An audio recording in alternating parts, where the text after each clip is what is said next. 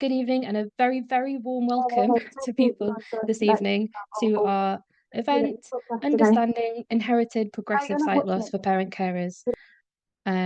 With Look. For those of you who are new to us, Look is a charity dedicated to visually impaired, supporting visually impaired children, young people, and their families. We're a really small team, but we're proud to be made up of people with lived experience, whether that's parent carers or adults who are visually impaired, such as myself. That lived experience is at the heart of everything that we do at Look, whether that's our mentoring program, our parent support groups, our delivering school workshops, or holding our accessible family festival. And this evening's event is part of our ongoing vision for a world where all visually impaired young people are included, valued, and can live their best lives.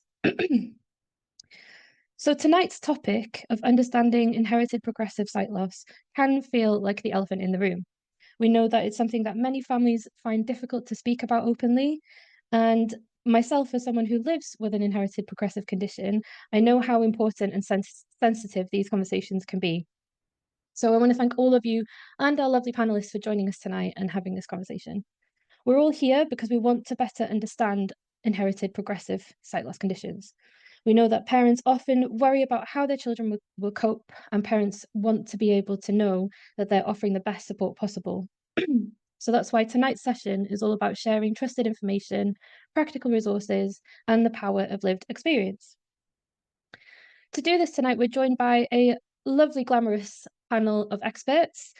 So we have Bhavna Tailor, a parent and CEO of Stargardt Connected, Kate Arkell, Research and Development Manager at Retina UK, and two of our lived experience mentors, Finley and Colton. We hope that you'll leave tonight's session feeling informed, reassured, and more connected to our community. Please remember that your ophthalmologist or your consultant is the best person to advise on your specific family situation. But what we share tonight will hopefully go some way in help broadening your understanding and making you feel more confident. So again, thank you all for being here on this very, very warm evening. So I'm going to start off by introducing you and handing over to our first speaker of the evening. Bhavna is a parent and the founder of Stargardt Connected, which is a wonderful supportive community for families affected by Stargardt's disease. Bhavna is going to share her family's journey and how she found strength in connection. So I'm going to hand over now to Bhavna. Hello, can you hear me? Yes, perfect. Thank you for asking me to speak today. So yeah, as Erin said, I'm Bhavna. I'm a parent with a child with progressive vision loss. So my son's got Stargardt's, and he is now 17, but he was diagnosed when he was 7 years old. So I'm going to talk a little bit about our sort of diagnosis journey and what sort of the challenges we've had, across the years and what's helped. So for us, my son, he had no prior issues with vision. I just took him to opticians when he was 7 years old, thinking he needed glasses. We'd been on holiday and I noticed that he was struggling a little bit with distance vision. And when we were at the opticians, they found that he couldn't see the chart very well with corrective lens. And they actually thought at that time that he was making it up because he wanted glasses, but I knew my son, your children. I was like, no, he's not making it up. Went for a second opinion, said the same thing in terms of with corrective lenses, his eyesight wasn't being corrected and he couldn't see the chart properly. So I did a referral to our local main hospital, which is Warmfields, and there he was diagnosed with Stargardt disease. And if you don't know what Stargardt is, it's a progressive condition causing central vision loss. And so with your central vision, when that's affected, that's responsible for your fine details. So you'll have problems with reading, distance vision, and recognizing faces. So we were told that he's got this condition, there's no treatment or cure, and there was nothing we could really do about it. And I think I just, even now it's 10 years, so I still remember the day of his diagnosis like it was yesterday. And always, as a parent, you always want the best for your children. And when you're given this diagnosis, you're thinking, all I was thinking was, what is his life going to be like? I'm a qualified teacher. I was teaching in a school. I'd never met a visually impaired child in my life, except for my son. It was the first visually impaired child that I've met. So the things that I was really concerned about was, how is he going to carry on in education? How is he going to carry on making friends when he can't see his his friends, and how he's going to carry on, do all the activities that he enjoys doing. So I kind of, and also talking about what sight loss, what he's got, talking to him about his condition. So you're kind of in this sort of turmoil, trying to find out as much information, going onto the internet and trying to find out and trying to make sense of this whole new world that you're in. And I remember actually being at the consultant's office, and I had a list of questions. I'm not going to remember. I remember a list of questions that I wanted to ask, and at the bottom, because Ethan was with me in the room when he was with the consultant, and I'd written, "How do I tell my child that he's going to go blind?" And that was my biggest worry. I thought, how am I going to talk to him about this? And actually, as it was, he was the one who brought it up, because he was in the actual room itself. So it was probably a week or so after, and he'd been going he was going camping overnight, and I was dropping him off, and he goes, "Mum, I've got something called Stargardt, haven't I?" And I said, "Yes, you have." And he said, "There's no treatment or cure." I went, "No, there isn't, but there is potentials that there may be, because that's what we've been told."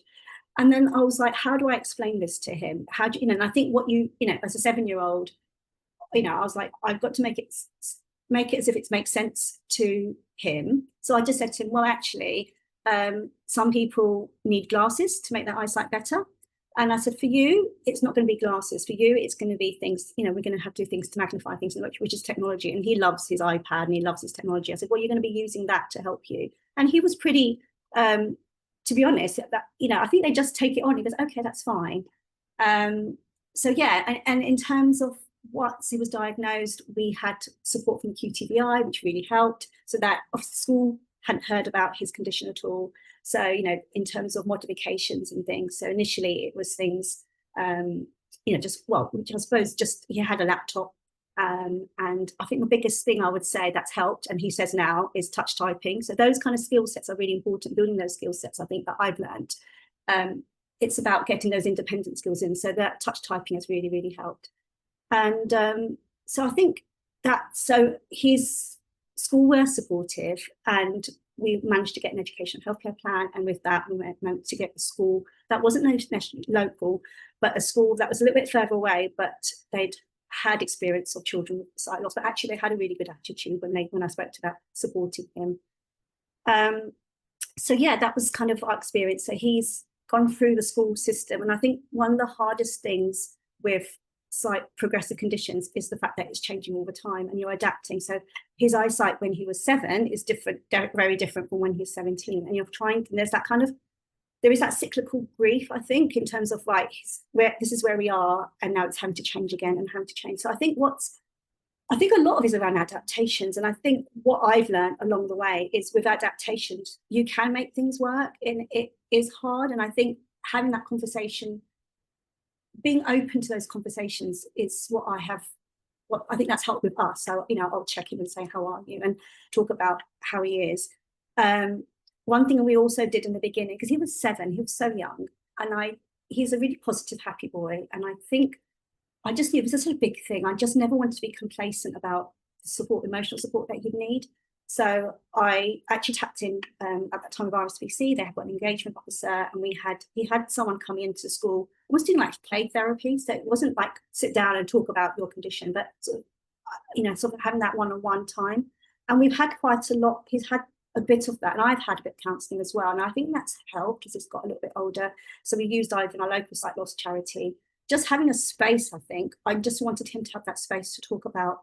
And sometimes I remember quite early on, one of the counsellors said that he doesn't always want to tell you everything because he doesn't want to make you feel bad. And I thought, actually, if he's got a bit of space to talk to someone else about it, and it could be even a trusted adult in school, someone that was important, that we could do that. So, and he doesn't do it so much now. He's 17, and we in his secondary school, they had like a positive male mentor, which he would talk to, and I think he used them when he could, so, for that support bit. And when he said, actually, I don't need that at the moment.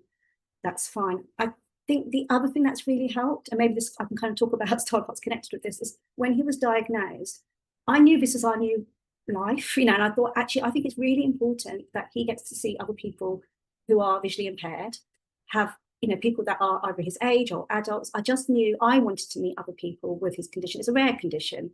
I'd never heard of it. Most of the people haven't heard of it. So I just thought it was important. So I made sure I created some space and went to sight loss groups where he could meet other people and do activities, which I think has helped, because it also shows that he's not the only one going through it.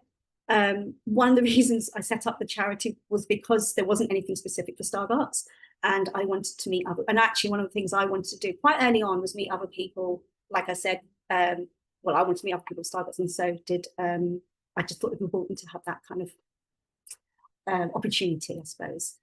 So, in terms of where we are right now, I think he's 7 years old is different from a 17-year-old, and he's at the stage where he's doing his A-levels. He's done pretty well in his GCSEs. He's doing his A-levels. He's really passionate about being a chef and a cook, so he's kind of wants to pursue that as his dreams.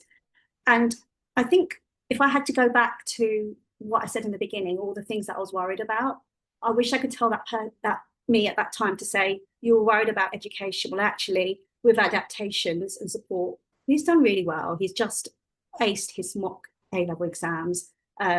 His eyesight has changed dramatically in the last year, which is really hard. The thing that I have found hard sometimes is that all the resources that we had just had to go and throw, like he can't read any of it, having to put that aside and then saying, okay, let's see what works. So we've had to relearn how to learn, really, and that's quite tough. But having said that, he's done better in his A-level mocks than he did in his GCSE mocks.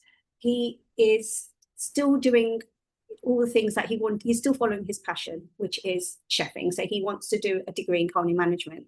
He's actually got they've got Futures Weeks, they've got work experience. He's just cooked like Michelin star type things. He's been at home today and he's created this amazing master chef type dish. So I don't, one thing I would say, it hasn't stopped him in any way. He goes out with his friends, he goes to parties, he likes going to the gym, he likes running. So I think a lot of it again is around those adaptations. And for us, for me as a parent, it's kind of a lot of that. I always find these children are so resilient and they are incredible. And I think for us, for me, it was kind of promoting that can-do attitude. And I think, I remember saying very early on that I don't want sight loss. I don't want this to define who you are. And you can still do things, but we're just going to have to do it differently. And I remember reading somewhere right in the beginning, so I was like exhausting the internet, that if your exit is shut on the motorway, you don't just stop your car in the middle of on the motorway. You just find the next exit. It might be a bit longer, but you find it. And I think that's the way it is. He does lead a full life, and he still leads. And I think that for me, that's good enough. He's pursuing his passion. He's doing what he wants to do, and it is hard. So more recently, for other reasons, he's had needed more emotional support. He's been talking about why me. He's talked about his condition, and he's worrying about the future a little bit more, because I think what you worry about when you're 17 is different from what you worry about when you're 7. But actually, one thing we've learned and talked about is taking one step at a time and thinking about, what do you want? Okay, you want to do this course, and what do we need to do? We need to do really well on our exams, so let's just focus on that, because everything else will fall into place. He's got a part-time job now. He works in a local cafe, so that's another thing, another experience that can add to his chefing. So like I said, going back to what all my worries were about, he has gone through schooling, and it is hard. It is tiring, it's fatiguing, but he's still doing it, and I think that's shows that with adaptations and the right support, that you can do things, and I think that can-do attitude is really important. So in terms of the charity, so we registered the charity in 2019, and our kind of main pillars are around awareness raising, because it's a rare disease.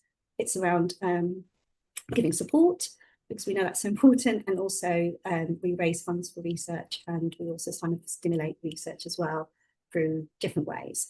And the support thing that we do is we have sessions for our children and young people. So we do monthly Zooms now, and now these are pretty much run by our young people. So we've had people come in and they talk about openly about their experience. We've had sessions around advocacy. Our last session last week was around hobbies and living life with Stargardt, which I think they're the ones that are living it, and I think it's really important to be able to have those opportunities to share. So we have those online sessions. We have sessions specifically for parents as well. we always have a QTVI actually with the parents, because often a lot of the questions around education and things. So it's just like a little space where parents can chat, and also the QTVI will come along to the children's session as well, because they might be able to have some tips and things that they can share. We have face-to-face events, we've had conferences, we have an annual picnic in the park, so we've got one coming up in August, 10th of August. We've partnered with Victor, we're going to do a family day, we're going to do whitewater rafting September the 13th, and it'll be on their website and on ours as well.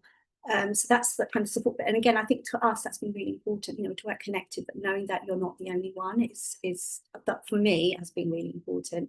And to me, I have to have those sort of connections and things. So yeah, and the other thing I feel I mustn't forget, we've also, with funding from Thomas Pocklington Trust, we created, and this was kind of with production, you know, with help from our wonderful community, a toolkit around education. So it's kind of Stargardt specific, and it talks about some of the support and things that, you know, some of the sort of adaptation strategies that you can put into school, into educate, you know, into their where they're studying. And we've also got some really lovely insights from our wonderful community as well. So that's really nice. Some of our young people have actually contributed to it too. So have a look at that. It's on our website as well. And you can find a whole sort of flora of resources on our website as well. So I think that's it for me right now. I don't know if there's anything else, or when there's question and answers, then maybe people can Thank you. share. Yeah, no, thank you, Bhavna. Thank you so much for kicking us off with your story. It's so interesting to hear about your experience, and you know, it'll be so relevant to so many of the parents here listening. So thank you for starting off and sharing with us.